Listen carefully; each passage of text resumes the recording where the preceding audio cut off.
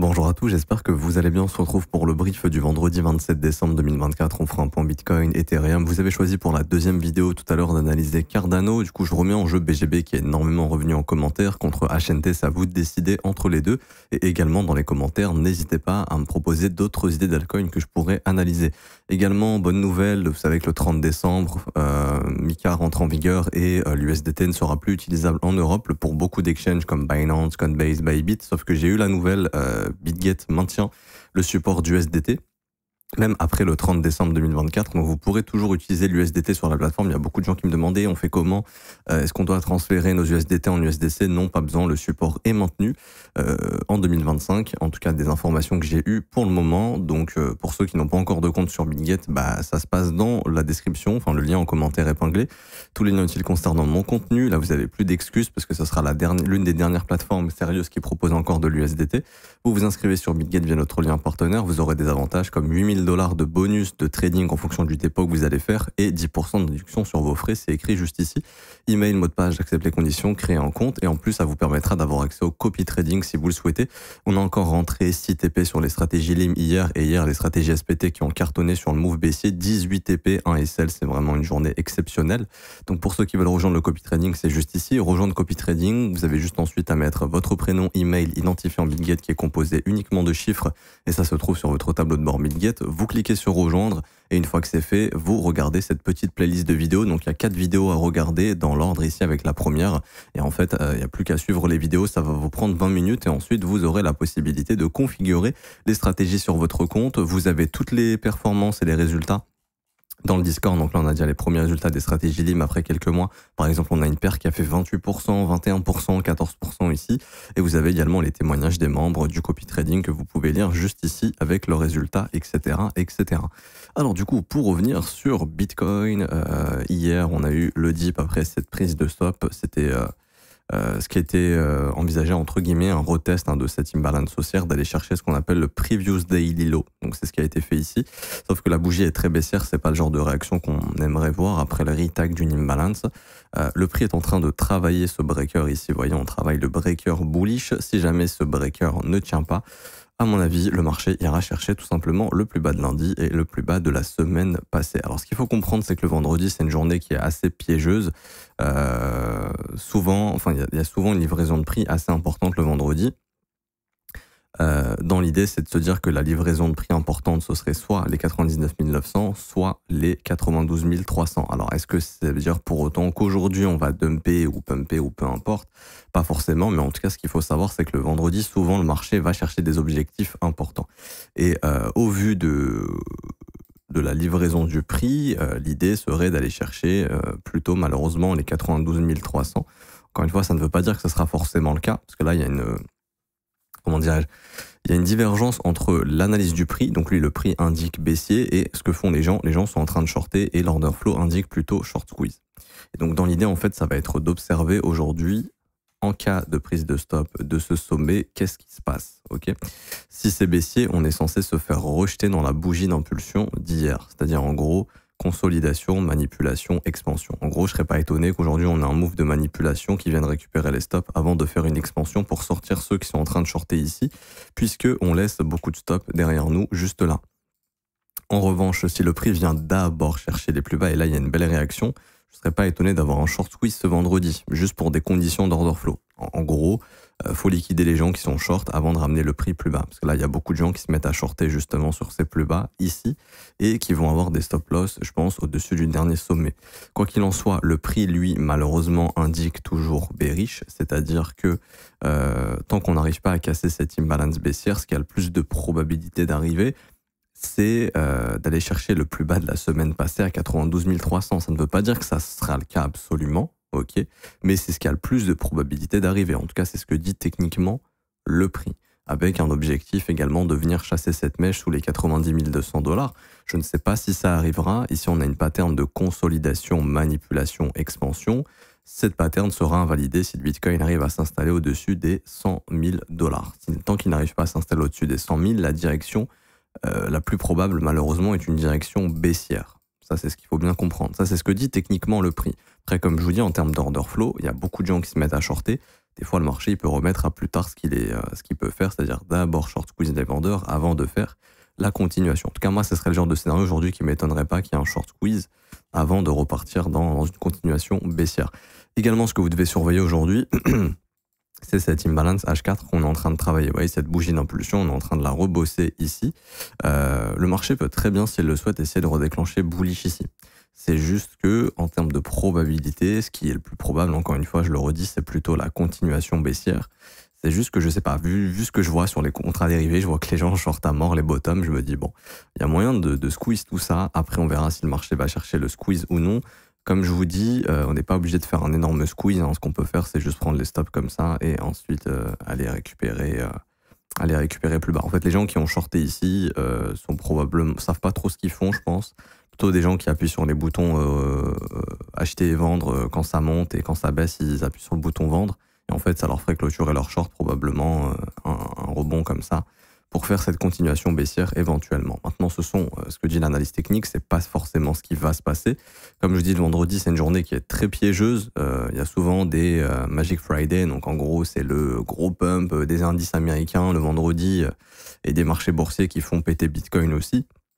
Tout comme des fois, ça arrive qu'il y ait le Black Friday où c'est vraiment une journée dégueulasse du vendredi et le marché va plus bas. En théorie, Bitcoin devrait faire un Black Friday, vraiment quelque chose de pas très beau. Mais encore une fois, voilà, c'est vendredi, c'est piégeux, c'est pas souvent forcément, ça se passe pas comme on le pense très souvent le vendredi. Donc voilà, il faudrait faire attention à ça, surtout au niveau des gens qui shortent. Mais bon, voilà, vous savez que la technique, elle dit baisse et l'order flow dit lui plutôt short squeeze. Et ensuite, on verra. C'est-à-dire que si on allie les deux, bah, la théorie, ça serait short squeeze puis dump. Voilà. Si on fait une analyse des deux, ce serait plutôt ça. Après, voilà, encore une fois, ça peut ne pas du tout se passer comme ça, mais je pense que vraiment l'objectif premier, ça reste quand même de revenir faire un petit tour sous ces plus bas qui n'ont pas été chassés, sachant que le marché a créé un range qu'il est venu chasser au nord, donc maintenant son intérêt se trouve probablement au sud, sauf qu'il y a beaucoup trop de gens qui viennent shorter tout ça en chemin. J'ai pas plus de choses à dire sur Bitcoin.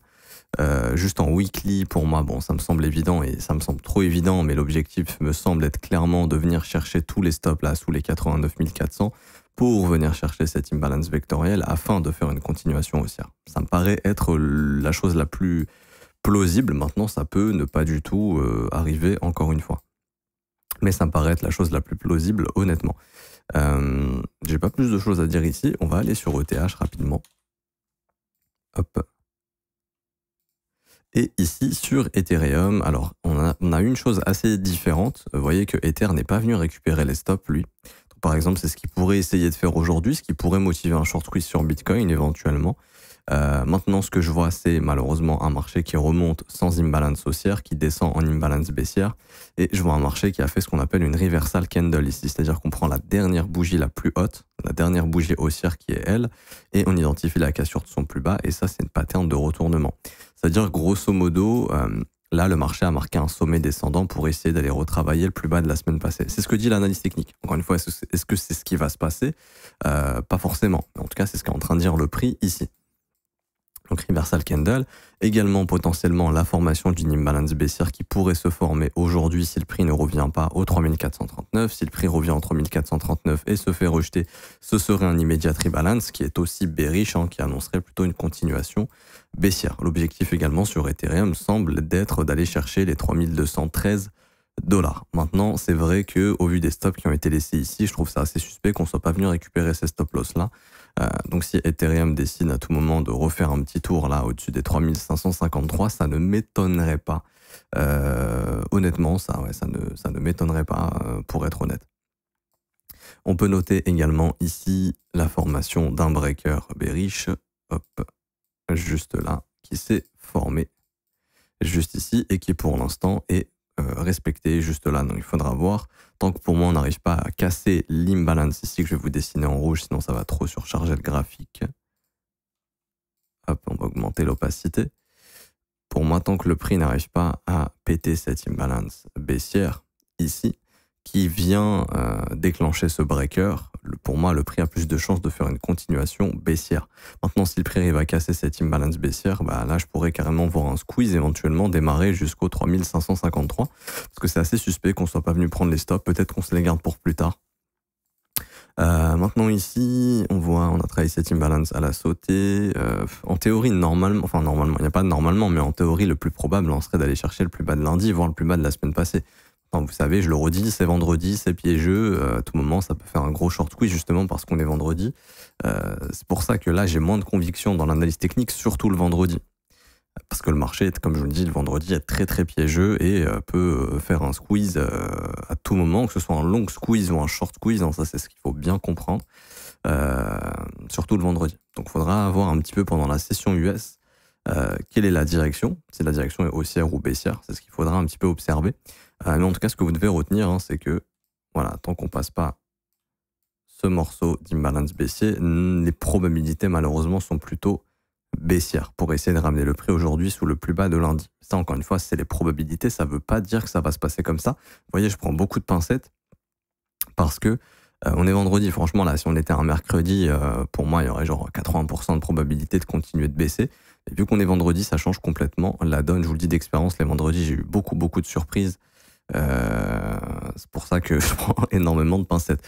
J'ai pas plus de choses à voir sur Ethereum de mon point de vue. En H4, on avait laissé quoi? On n'avait rien laissé derrière nous. Pareil, en théorie, le prochain point d'intérêt devrait être les 3214. Et là, pareil, on voit cet imbalance baissier juste ici qui est en train d'être travaillé. Hop. Donc il devrait en théorie jouer une zone de rejet pour faire une continuation baissière. Maintenant, encore une fois, ce n'est pas forcément ce qui va se passer. Mais ça, il faut bien le comprendre. Ok.